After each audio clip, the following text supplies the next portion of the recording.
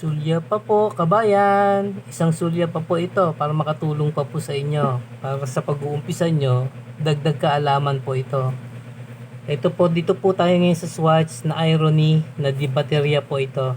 Mga irony na swatch po to, mga original. Ito po kasi pinoproblema ng iba. Pero ituturo ko po sa inyo kung paano. Ito pong takip niya. Ito. Kanya pong design. Akala po ng iba, ito yung baterya. Misa tinatanong na magkano po yung baterya nyong ganito. Pero yan po kasi, takip lang po niya yan ng swatch na original. Ang ginagamit ko po dyan pambukas, ito po, itong coins na 25 centavo coins.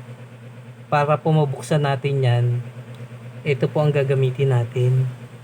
Dito po, para po mabuksan natin siya. Yan po. Pipitin lang natin pakaliwa. Pag nakatapat na po yung tatlong lock niya, iangat na po natin to dito sa may design niya rin. Yan.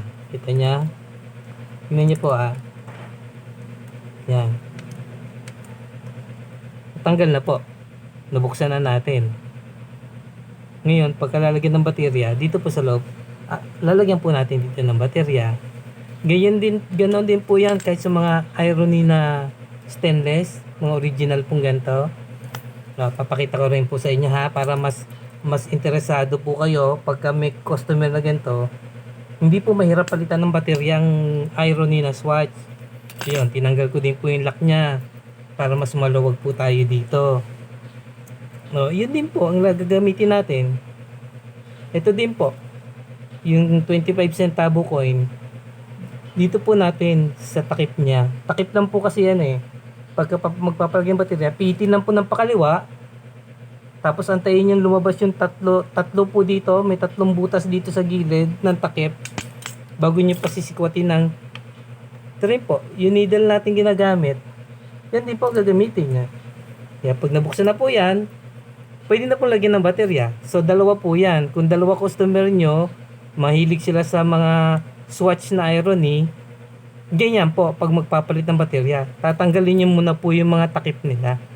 Ito po, yung mga takip nila. Takip lang po yan bago nyo lalagyan ng sukat ng baterya. Kaya pagka, nabawa po, nalagyan nyo na, di babalik nyo. Itatapat nyo po ulit ito, yung tatlo po dito. Dito po sa takip. Ito po, yan. Pakita ko po sa inyo. Yung takip po niya, meron pong tatlo yan dito. Tatlo. Itatapat nyo po uli yan doon sa kanya, sa tapat niya. Pag nalagyan nyo na po ng baterya, tatapat nyo po uli sa tatlo niyan. Tapos hawakan nyo din po itong coins nyo. Itong coins. Tapat nyo po uli doon. Pag natapatan nyo na po yung tatlong sinasabi ko sa inyong butas niya, pwede nyo na po siyang ilak. Idiin nyo lang po, tapos pitin nyo ng pakanan. Yun po ang pagsara niya. So natakpan nyo na po uli. So, madali lang po, di ba? Pero na po agad. Kahit mga 10 minutes, 5 minutes, pero na po agad. Yun po dagdag kaalaman po yan. Salamat po and God bless to all. Thank you.